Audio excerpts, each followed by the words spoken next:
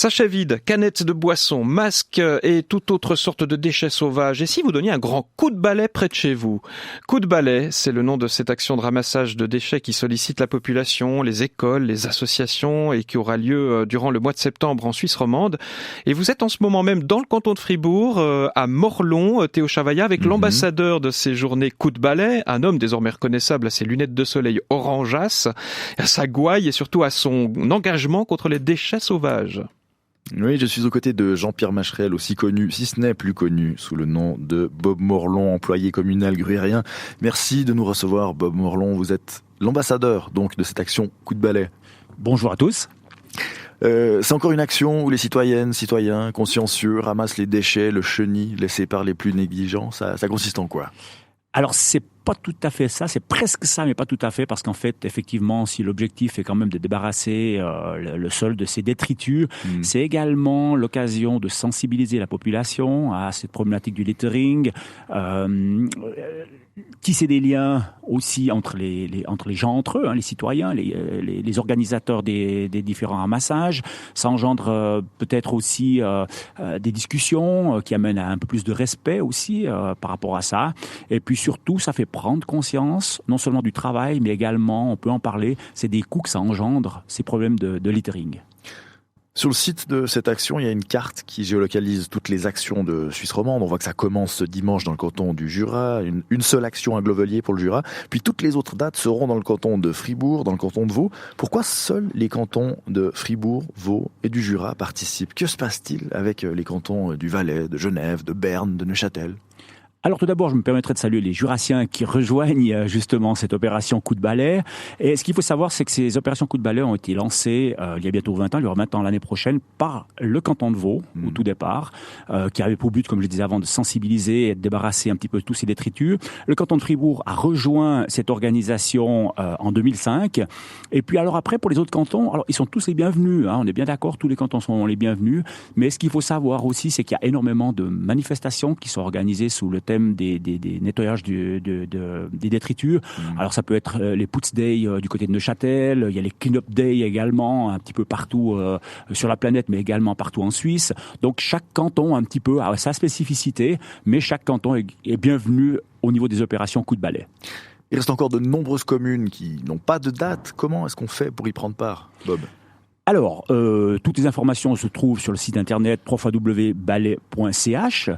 Il y a des dates qui sont des dates officielles. On dit effectivement du 10 au 18 septembre, mais en fait, l'opération coup de balai est très large. Ça peut être un peu n'importe quand dans l'année, au gré d'organisation, soit d'une société qui a envie de l'organiser peut-être au printemps. Alors, c'est vrai que normalement, ça se passe au printemps, mais pour des raisons Covid oblige, ça a été déplacé en automne.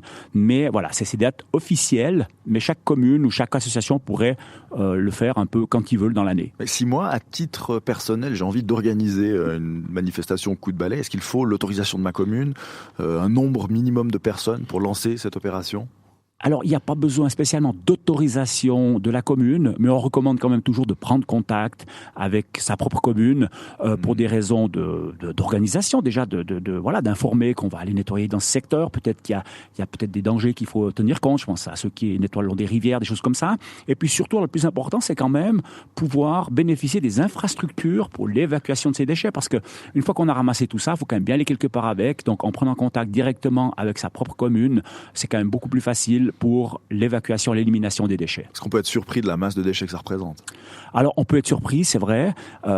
Chronologiquement, on peut quand même dire que en 20 ans, la masse des déchets, alors même si on dit que le littering augmente, la masse des déchets, si je veux parler, alors en bon fribourgeois, les ruclons qu'on avait un peu dans les forêts ou dans les coins de talus ont relativement disparu, parce que c'était un petit peu ça à la base quand même, c'était de nettoyer un peu la nature.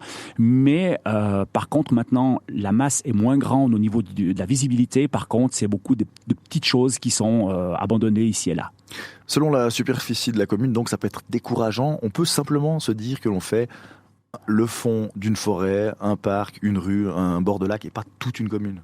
Mais exactement. Alors c'est ça l'objectif aussi, hein, c'est de se dire, ben voilà, si un citoyen se dit, ah ben là c'est quand même un endroit qui est régulièrement sale entre guillemets, on se dit, ben voilà, on organise, on prend contact et on va dire, voilà, on délimite, on va faire ce secteur. Et puis si on est plusieurs groupes, on définit chaque fois un secteur, mais toujours avec l'appui soit des employés communaux, soit de la commune directement. Si on est une personne seule, que l'on a envie juste de participer, on se rend donc sur le site et on choisit un endroit. Voilà, exactement. On se rend sur le site, on regarde, ou alors on regarde auprès de sa commune, parce que ça peut être aussi tout d'un coup un déclic pour la commune, de se dire, ah tiens, il y a quelqu'un qui a envie de faire quelque chose. C'est pas nécessairement la commune qui doit organiser, mais elle s'occupe, on va dire, de la partie technique. Par contre, le citoyen peut se dire, ben tiens, voilà, avec mes copains, on sera 2, on sera 3, ou je serai seul, je le fais, et on s'y lance. Pour la petite histoire, à titre personnel, au niveau de Bob Morlon, l'ambassadeur, je serai présent le 11 septembre à Belmont, sur Lausanne, et le 18 septembre, ça se passera ici dans ma propre commune. Donc voilà, si des gens ont envie de nous rejoindre, vous n'êtes pas obligé d'habiter une commune pour participer à l'opération, vous pouvez rejoindre une autre commune également. Voilà, l'opération Coup de balai, ça commence donc ce dimanche dans le Jura à Glovelier. Glovelier, est-ce que vous situez, Philippe Girard? Je situe très bien. Et je salue tous les tripets et les tripettes d'ailleurs qui nous écoutent. Merci beaucoup à Jean-Pierre Macherel, alias Bob Morlon, employé communal gruyérien et ambassadeur des opérations Coup de balai organisées par la coopérative romande de sensibilisation à la gestion des déchets. Et les liens utiles se trouvent sur la page d'On en parle de ce jour. Théo Chavaillat, je vous laisse avec Bob Morlon aller ramasser des déchets, c'est ça? Absolument, j'ai ma petite pince, ma petite pelle et un sac poubelle. Et bon Les courage. gants, tout est prêt. Bon courage à vous. Merci.